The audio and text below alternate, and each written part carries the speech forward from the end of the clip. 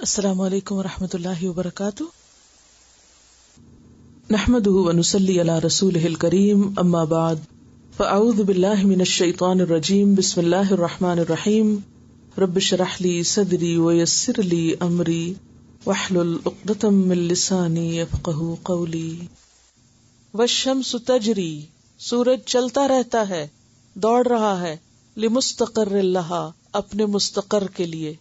ذالک تقدیر العزیز العلیم، یہ اندازہ ہے زبردست علم والے کا کہ اس کو ایک دن میں کتنا چلنا ہے، کہاں تک چلنا ہے، کس راستے پر چلنا ہے.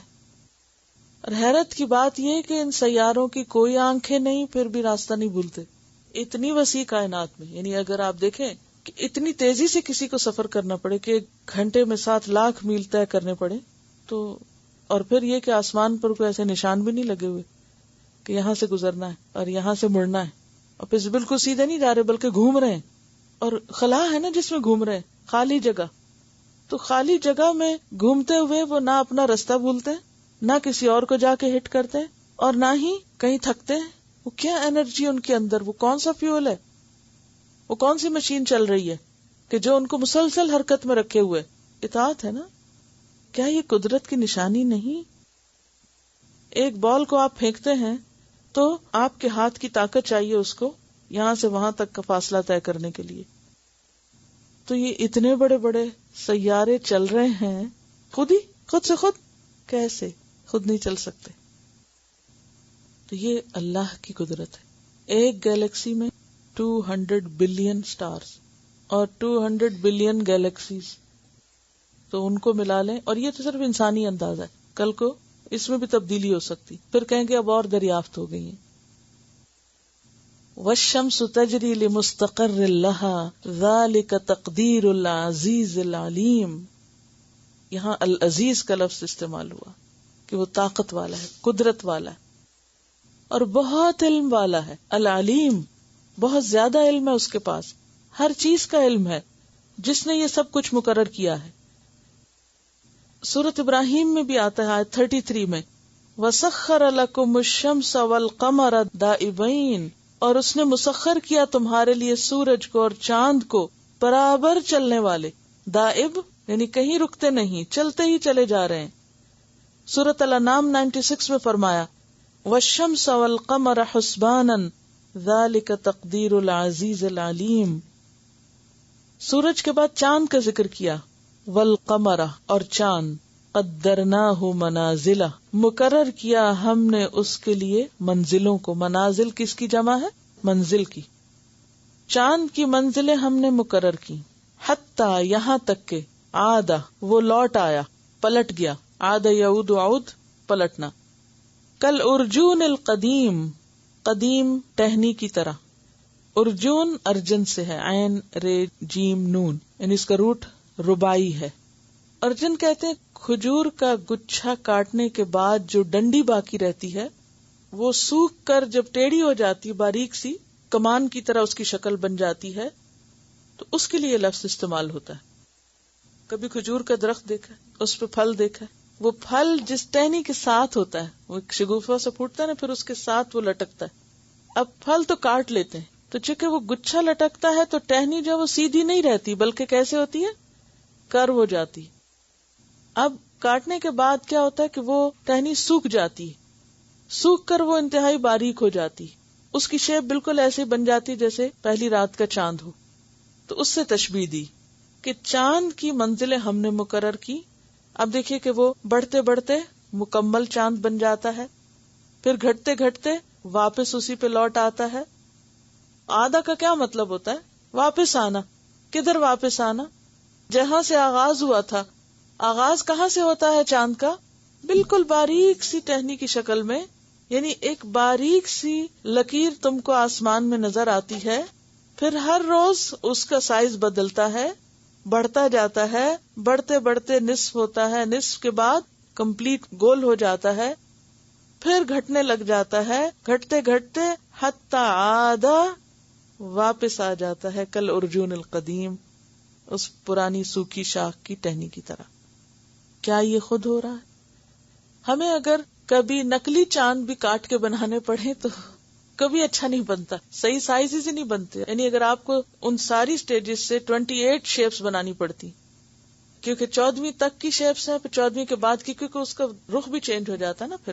اور پھر آپ دیکھیں پہلی رات کو پھر سیدھا ہو کے تو پھر نکلنا شروع ہو جاتا ہے.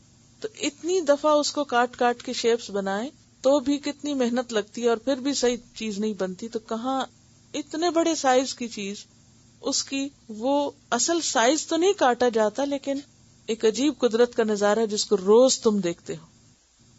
عربوں کے ہاں تو بادل بارش کم ہی ہوتی ہے نا، تو کھلے آسمان میں ہر روز یہ نظارے بہت واضح طور پر دکھتے ہیں.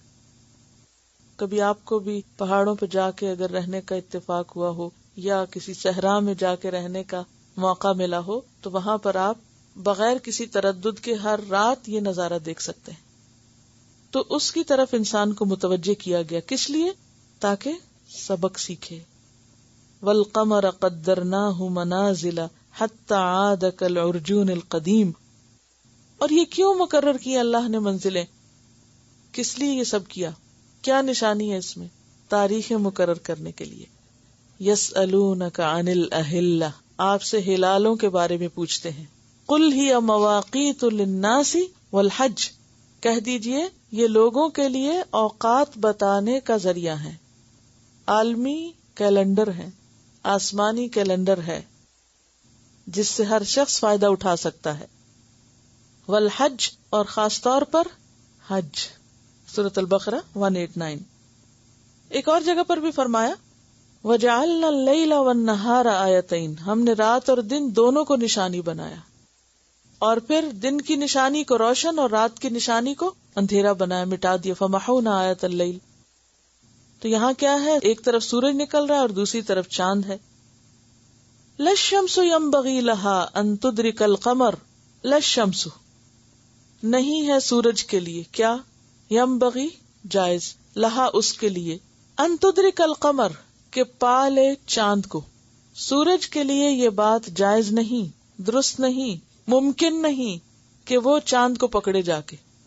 سورج چاند سے کئی گنا بڑا ہے، لیکن اتنی طاقت ہونے کے باوجود سورج وہ یہ نہیں کر سکتا کہ جا کے چاند سے ٹکرائے اور اس کو پکڑ لے اور اس کو اپنے اندر ڈال لے. نہیں. وَلَا اللَّيْلُ سَابِقُ النَّهَارِ، اور نہ رات آگے بڑھنے والی ہے دن سے. یہ نہیں ہو سکتا کہ رات دن کو نکلنے ہی نہ دے، رات کے بعد پھر رات خود ہی آ جائے، اسے اپنی جگہ چھوڑنی پڑتی. اللہ تعالیٰ سورج نکال کر رات کو دور کر دیتا ہے. وَكُلٌّ فِي فَلَكٍ يَسْبَحُونَ، اور ہر ایک مدار میں تیر رہا ہے. فلک کا لفظ جو ہے یہ مدار کے لیے استعمال ہوتا ہے، آربٹ کے لیے. فلک کا لفظ کس کے لیے استعمال ہوتا ہے؟ اسی مادے سے، کشتی کے لیے. کشتی کی شیپ کیسی ہوتی ہے؟ گول ہوتی ہے یا بیضوی ہوتی ہے؟ اوول ہوتی ہے. اوول ہوتی ہے نا، لمبائی کے رخ ہوتی ہے.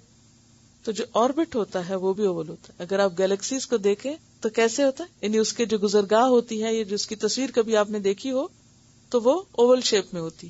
اسی لیے سیاروں ستاروں کی جو گزرگاہیں ہیں یا ان کی جو گزرنے کے بعد جو نقشہ بنتا ہے وہ کشتی کی طرح بنتا ہے، تو اس کو فلک کہا گیا. یاد رکھیے فلک کی جمع فلائق ہے اور فلک کی جمع افلاک ہے. تو دونوں کو الگ الگ پڑھیے، ایک فلک ہے اور ایک فلک ہے، مادہ ایک ہے. کلن فی فلکن یسبحون، اور یسبحون کا لفظ جو ہے سین بے ہے سے ہے. سبح کا معنی ہوتا ہے تیرنا یا اڑنا. بادلوں کے لیے بھی آتا ہے اور کس کے لیے؟ تیرنے کے لیے، پانی میں تیرنے کے لیے بھی آتا ہے. تو کلن فی فلکن یسبحون، ہر ایک اپنے اپنے فلک میں تیر رہا ہے، چل رہا ہے، دوڑ رہا ہے، کام کر رہا ہے، مسلسل مصروف ہے، یعنی اللہ کی اطاعت میں لگا ہوا ہے. کلن فی فلک یسبحون. اس کی تلاوت سنتے پھر ذرا غور کیجیے اس سے کیا سبق ملتا ہے. وَآيَةٌ لَهُمُ اللَّيْلُ نَسْلَخُ مِنْهُ النَّهَارَ فَإِذَا هُمْ مُظْلِمُونَ والشمس تجري لمستقر لها ذلك تقدير العزيز العليم والقمر قدرناه منازل حتى عاد كالعرجون القديم لا الشمس ينبغي لها أن تدرك القمر ولا الليل سابق النهار وكل في فلك يسبحون. یعنی اتنے بڑے بڑے سیارے، ستارے، اتنا فائدہ پہنچانے والے اپنے اپنے کام میں اس قدر مشغول ہیں، ایسی اطاعت ہے کہ کہیں رکتے نہیں اور کسی سے ٹکراتے نہیں، اللہ کے حکم کے کس قدر تابع ہیں.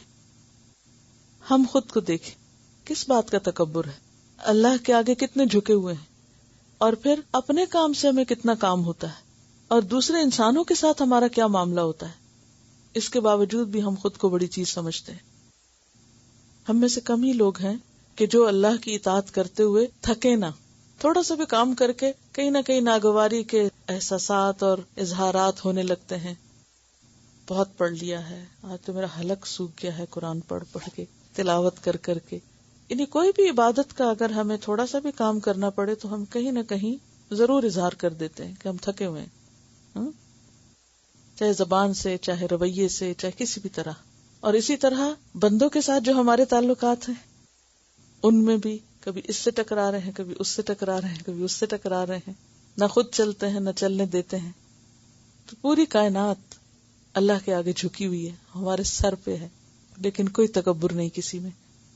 ایک انسان ہے کہ اس نے ایک چھوٹی سی زمین کے اوپر ایک ادھم مچا رکھا ہے، فساد مچا رکھا ہے تھوڑا سا اختیار ملنے پر، اور یہ ساری چیزیں دوسروں کو اور خود انسانوں کو نفع پہنچا رہی ہیں، ہمیں فائدہ پہنچا رہی ہیں.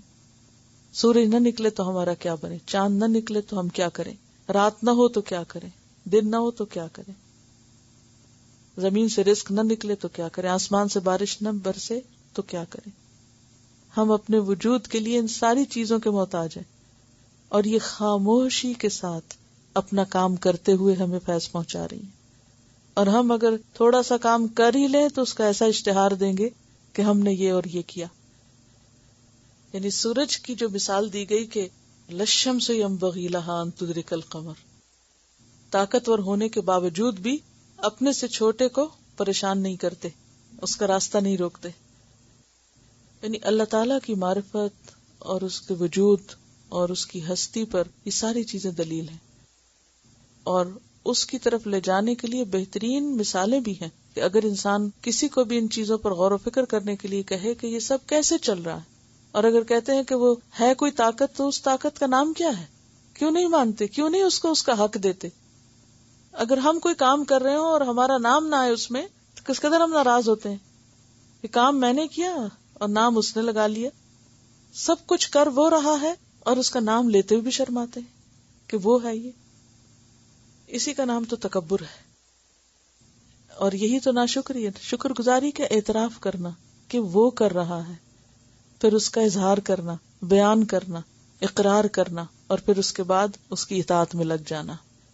وَلَلَّيْلُ سَابِقُ النَّهَارِ، ہر ایک دوڑ رہا ہے مگر ایک دوسرے کے آگے نہیں، اس کی جڑ نہیں کاٹ رہا، اس کو بھی کام کرنے دے رہا، اپنے وقت پہ اپنا کام بھی کر رہا ہے. انسان الٹ کرتے، یعنی آپ دیکھیے نا کہ ہر ایک کام کر رہا ہے. کُلٌّ فِي فَلَكٍ يَسْبَحُونَ، رات اپنے وقت پہ آ رہی، دن اپنے وقت پہ آ رہا، اپنی اپنی شفٹ پہ سب کام کر رہے ہیں. وہ دوڑ رہے ہیں مگر دوسرے کو گرانے کے لیے نہیں دوڑ رہے. انسان کی دوڑ اگر اپنے لیے ہو تو فائن، لیکن اگر دوڑ اس لیے ہو کہ دوسروں کو گرایا جائے تو اسی کا نام فساد ہے.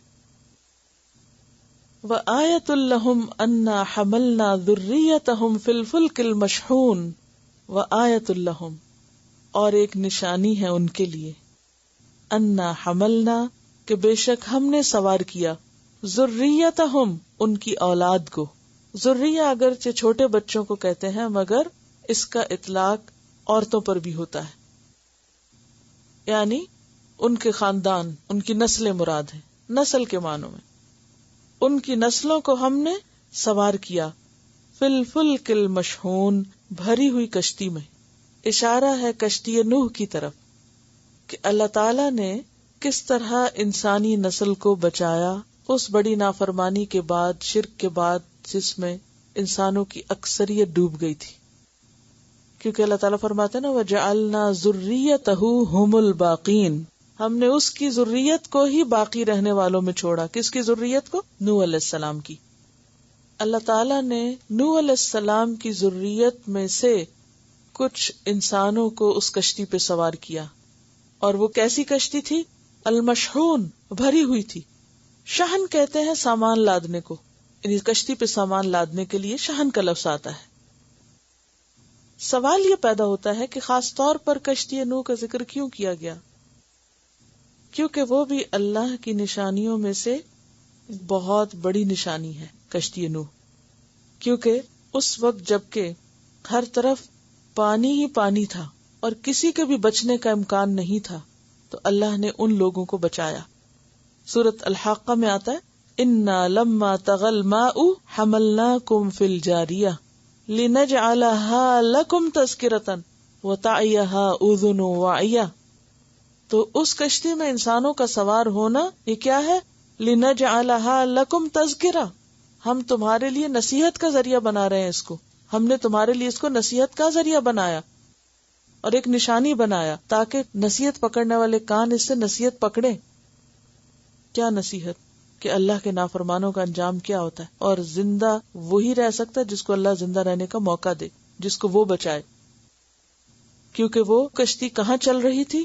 وہی تجری بہم فی موجن کالجبال، پہاڑوں جتنی اونچی. اور آپ کو پتا پہاڑ کئی میلوں اونچے ہیں، یعنی ایک ایک لہر جو پہاڑ جتنی اونچی تھی اس میں وہ کشتی چل رہی تھی، اور اس میں وہ سروائیو کی. اور وہاں جا کے پھر پہاڑ پہ وہ لوگ اترے. وَاسْتَوَتْ عَلَى الْجُودِي، اور پھر پانی سارا زمین کا اندر سمٹا تو پھر وہ سب اتر کر نیچے آئے اور دوبارہ زمین کو بسایا، اور انسانی نسل پھر سے دنیا میں آباد ہوئی، پھلی پھولی ان چند لوگوں سے. اسی لیے نوح علیہ السلام کو آدم ثانی کہا جاتا ہے، دوسرے آدم. اور اس کی تفصیل سورۃ ہود آیت 40 میں بھی ملتی ہے. حتی اذا جاء امرنا وفارت التنور قل نحمل فیہا من کل زوجین اثنین وَأَهْلَكْ إِلَّا مَنْ سَبَقَ عَلَيْهِ الْقَوْلِ. اور یہاں بھی قول سے مراد فیصلہ عذاب ہے. وَمَنْ آمَنَ، اور ان کشتی والوں کے علاوہ باقی سب کا حال کیا ہوا جس میں مشہور میں کیا کیا شامل تھا؟ قُلْ نَحْمِلْ فِيهَا مِنْ كُلٍّ زَوْجَيْنِ اثْنَيْنِ، ہر قسم کے جانوروں کے جوڑے تھے. اور باقی لوگوں کا حال کیا ہوا؟ سورۃ القمر آیت 11 اور 12 میں آتا ہے فَفَتَحْنَا أَبْوَابَ السَّمَاءِ بِمَاءٍ مُنْهَمِرٍ وَفَجَّرْنَا الْأَرْضَ عُيُونًا فَالْتَقَى الْمَاءُ عَلَى أَمْرٍ قَدْ قُدِرَ. آسمان اور زمین کا پانی اکٹھا ہو گیا اور سب کا فیصلہ چکا دیا گیا، اور چند لوگوں کو صرف اللہ نے بچایا. تو وہ کشتی بہت بڑی نشانی ہے. اور پہلی مرتبہ کشتی بنی بھی جبھی تھی نا، حضرت نوح علیہ السلام نے بنائی تھی. وَخَلَقْنَا لَهُم مِّن مِّثْلِهِ مَا يَرْكَبُونَ، اور بنائے ہم نے ان کے لیے اس کی مانند جس پہ وہ سواری کرتے ہیں. کس کی مانند؟ تو کیا مطلب آپ کا آج کل جو جہاز سمندروں میں چلتے ہیں وہ اسی جیسے ہیں؟ اتنے سوفسٹیکیٹڈ جہاز انسانوں نے بنا لیے ہیں، مثلی ہی کیسے ہو گئے؟ وہ شیپ کس نے دیکھی تھی؟ وہ تو وہ جودی پہ ٹکی ہوئی تھی، بہت عرصے تک ٹکی رہی. تھیری وہی ہے، بیسک جو تھیم ہے یا جو پرنسپل ہے وہ وہی ہے جو اس کشتی میں کام کر رہا تھا. تو مثلی ہی سے مراد ضروری نہیں کہ شیپ اس جیسی ہے، اس سے مراد کام اس جیسا ہے. کیونکہ مثل میں یا مثال میں مساوات مراد نہیں ہوتی، یہ پیچھے بھی میں بتا چکی ہوں آپ کو. مثل سے مراد مساوی نہیں ہے، ایکول نہیں ہے. ایک مثال دوسری مثال کی طرح جب ہوتی ہے تو ضروری نہیں ہوتا کہ اس کی ہر چیز دوسری سے شیپ میں اور سائز میں اور وزن میں مل رہی ہو. جب ہم کہتے ہیں بچہ ماں کی طرح ہے اور ماں عورت ہے اور بچہ لڑکا ہے، تو طرح کا کیا مطلب ہے یہاں؟ سائز اس کی طرح ہے یا جنس اس کی طرح ہے یا وزن اتنا ہے یا شیپ وہ ہے؟ نہیں، بس وہ شکل ہے، چند آثار ہے اس میں، یعنی ریزیمبلنس ہے. تو ریزیمبلنس کے لیے یہاں پر مثلی ہی کا لفظ آیا ہے. ٹھیک ہے.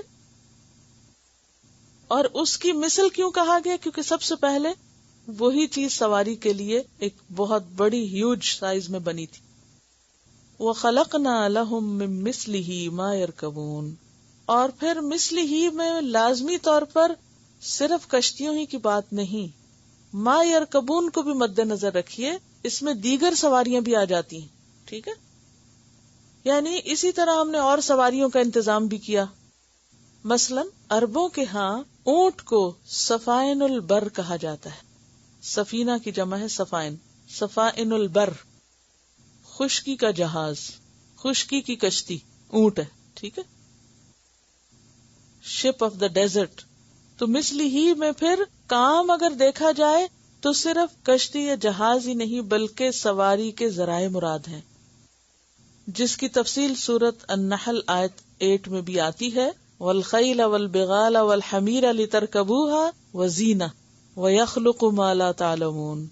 وہ کچھ پیدا کرے گا جو تم ابھی نہیں جانتے. اب آپ دیکھیے کہ صرف خشکی پر نہیں جہاز، صرف پانی میں نہیں بلکہ ہوا میں بھی آ گئے.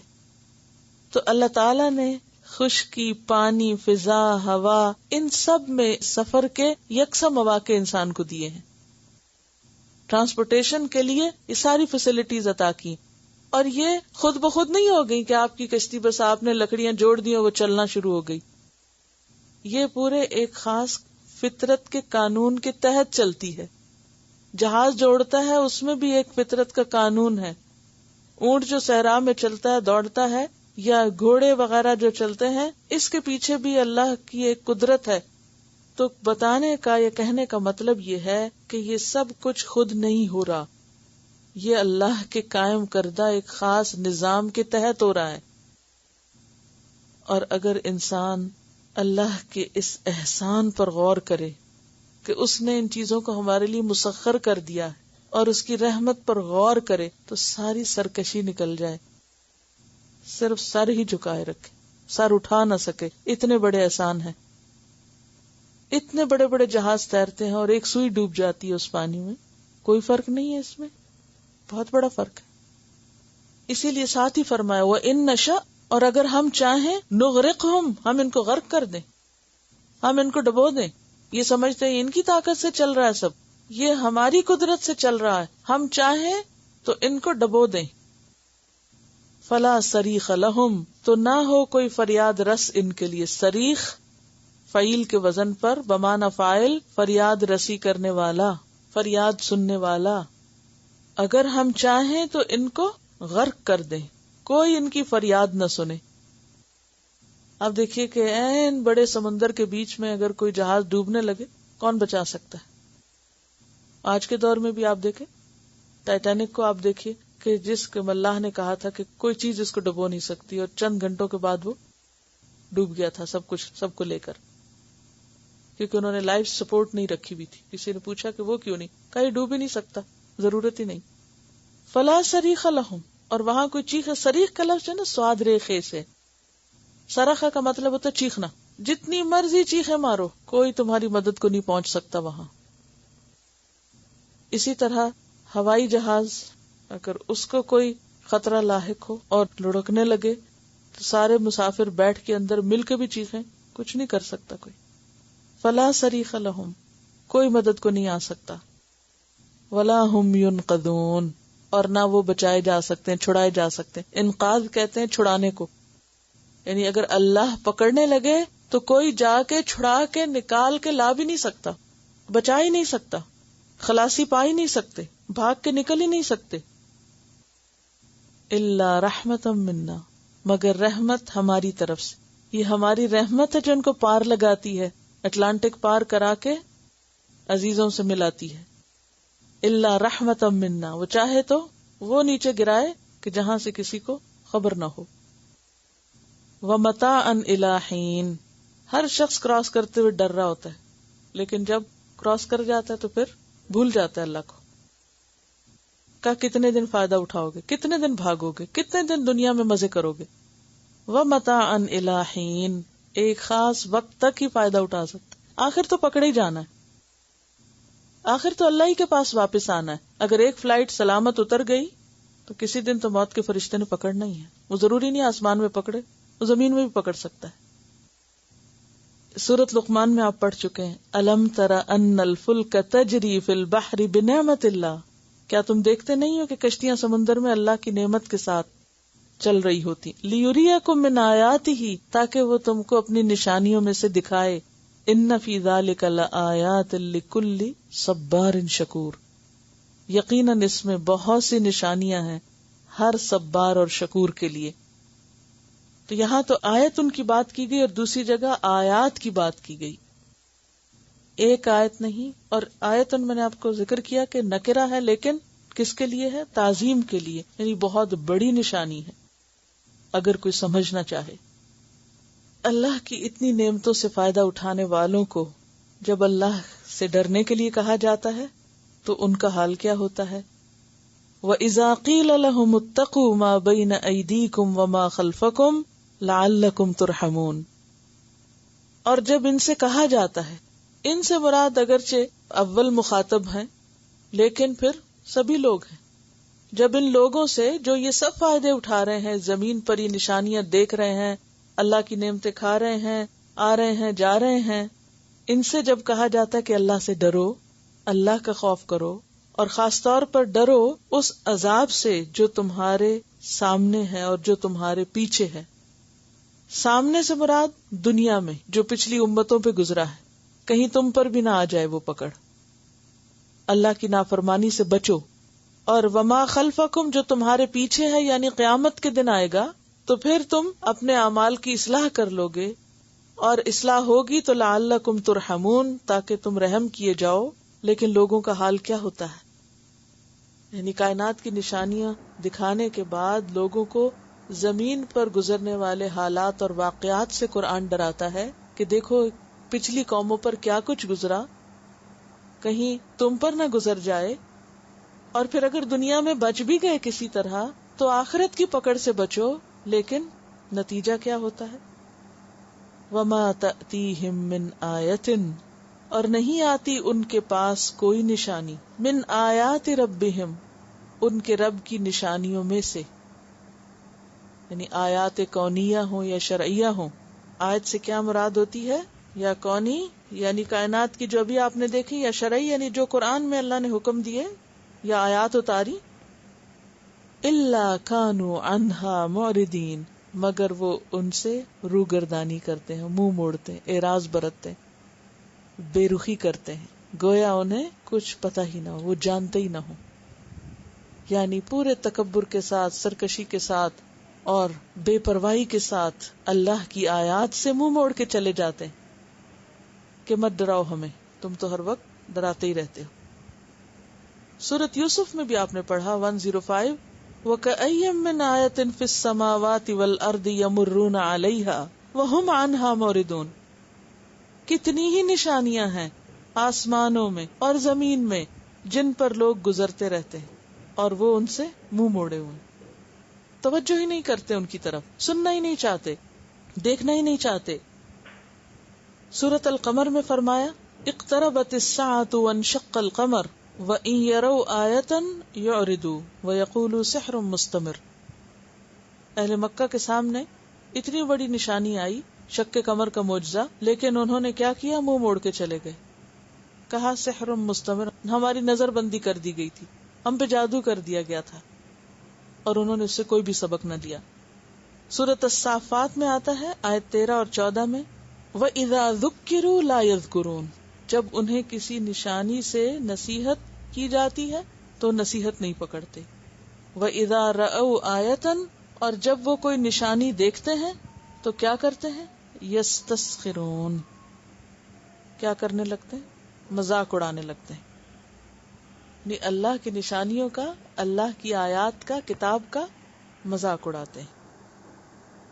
سورۃ یاسین کی آیت 30 میں بھی آپ نے پڑھا یا حسرۃ علی العباد، ہائے افسوس بندوں کے حال پر، ما یأتیہم من رسول، نہیں آتا ان کے پاس کوئی رسول، الا کانوا بہ یستہزئون، مگر یہ کہ وہ اس کا مذاق اڑاتے ہیں۔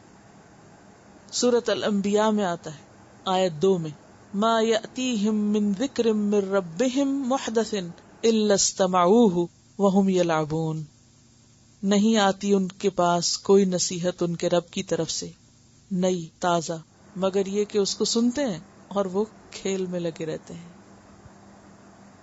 توجہ ہی نہیں کرتے، سنجیدگی اختیار نہیں کرتے، غور ہی نہیں کرتے، سمجھ کے ہی نہیں دیتے. یعنی لوگوں کو اللہ کی نشانیوں سے، آیات سے جتنا بھی سمجھانے کی کوشش کی جاتی ہے وہ سمجھنا ہی نہیں چاہتے، اس سے منہ موڑ جاتے ہیں. وَإِذَا قِيلَ لَهُمُ اتَّقُوا مَا بَيْنَ أَيْدِيكُمْ وَمَا خَلْفَكُمْ لَعَلَّكُمْ تُرْحَمُونَ. اس سے یہ بات بھی پتہ چلتی ہے کہ تقوی رحمت کے حصول کا ذریعہ ہے. جب کوئی شخص اللہ سے ڈرتا ہے اور اللہ کی بتائی ہوئی جو وعیدیں ہیں ان سے ڈرتا ہے تو انسان کے عمل میں تبدیلی آتی، انسان کے اندر عاجزی آتی، اور عاجزی اللہ کی رحمت کو متوجہ کرتی ہے. وما تأتیہم من آیۃ من آیات ربہم الا کانوا عنہا معرضین. وَإِذَا قِيلَ لَهُمْ، اور جب ایسے لوگوں سے کہا جاتا ہے انفقوا، خرچ کرو، مما رزقکم اللہ، اس میں سے جو رزق دیا تم کو اللہ نے، تو ان کا حال کیا ہوتا ہے؟ قال الذین کفروا للذین آمنوا انطعم من لو یشاء اللہ اطعمہ. کہتے ہیں وہ لوگ جنہوں نے کفر کیا ان لوگوں سے جو ایمان لائے، کیا ہم کھلائیں ان کو جنہیں اللہ چاہتا تو خود کھلا دیتا. ان انتم الا فی ضلال مبین، نہیں تم مگر کھلی گمراہی میں مبتلا ہو.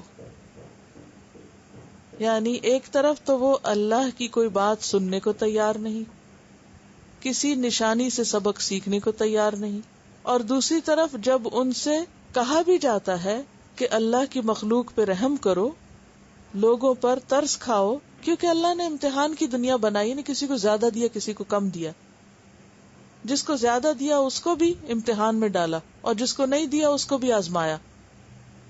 تو جب ملنے والوں کو یہ کہا جاتا ہے کہ جن کو نہیں ملا ان پہ تم خرچ کرو، تو ان کے دل پر کوئی اثر نہیں ہوتا، کوئی رحم نہیں ہوتا. اور کس طرح وہ حکم کو ٹالتے ہیں، کیا بہانے کر کے، کیا تعویلیں پیش کر کے، کیا حجتیں کر کے، کیا عذر کر کے. قال الذین کفروا للذین آمنوا انطعم، کیا ہم کھلائیں، ہم دیں اس کو جس کو اللہ نے نہیں دیا.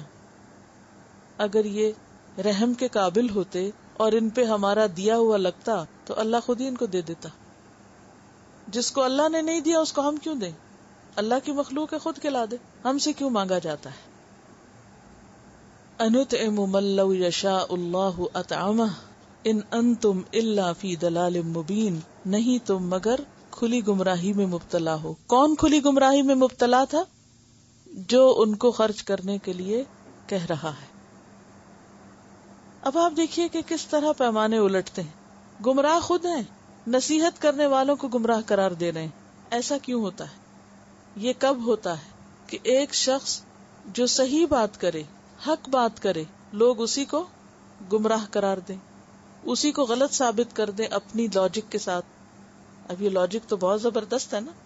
کیا اللہ نے نہیں کھلایا، اللہ نہیں کھلانا چاہتا ان کو، تو جس کو اللہ نہ کھلانا چاہے اس کو ہم کھلائیں؟ یہ کوئی صحیح بات تو نہیں ہے، تو تم بہت ہی غلط بات کہہ رہے ہو، گمراہ لوگ ہو، ہمیں بھی گمراہ کر رہے ہو. کیونکہ تکبر کا شکار ہے نا، دماغ گھوما ہوا ہے. یعنی آج بھی یہ چیز بہت عام ہے کہ اگر کوئی شخص کسی کی مدد سے پہلے کسی دوسرے کو بتا دے یا ذکر کر دے کہ میں یہ کام کرنے جا رہا ہوں، تو ضرور اس کو مشورہ ملے گا کہ تم رہنے دو، اسے خود کرنے دو، وہ خود کر لے گا. اور ہم کب تک کھلائیں گے؟ اللہ ہی ہے جو سب کی پوری کرے، کیونکہ اللہ ہی کا حکم، اللہ کے حکم کو ماننا ہی عبادت ہے. آپ دیکھیے کہ اللہ نے انسان کو عقل دی ہے، لیکن حیرت کی بات ہے کہ انسان اپنی عقل کو کہاں استعمال کرتا ہے. اللہ نے عقل دی کہ انسان اس عقل سے اپنے رب کو پہچانے، کوئی نشانی اس کو نظر ہی نہیں آتی اس عقل سے. ہاں اس کی عقل بہت کام کرتی ہے جب اس کے اپنے مفاد پہ کوئی زد پڑنے لگتی، جب اس کے مفاد کے خلاف کوئی کام ہونے لگتا ہے تو پھر عقل متحرک ہو جاتی، پھر تو وہ ایسی ایسی دلیلیں لاتی ہے کہ سب کو ہی لاجواب کر دے.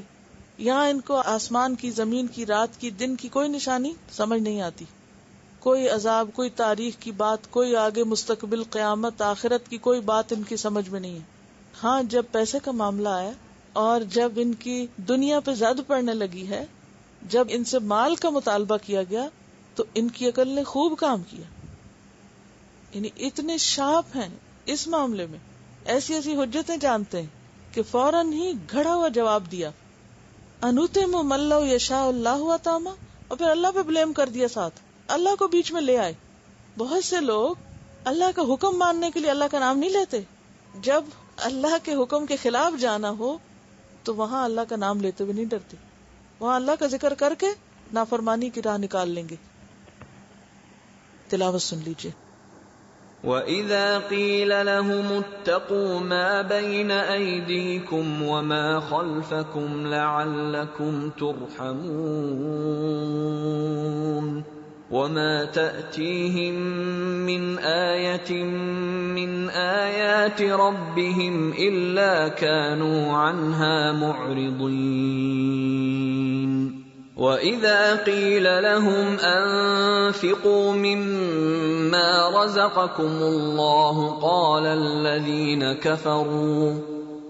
الَّذِينَ كَفَرُوا لِلَّذِينَ آمَنُوا أَنُطْعِمُ مَن لَّوْ يَشَاءُ اللَّهُ أَطْعَمَهُ إِنْ أَنتُمْ إِلَّا فِي ضَلَالٍ مُّبِينٍ.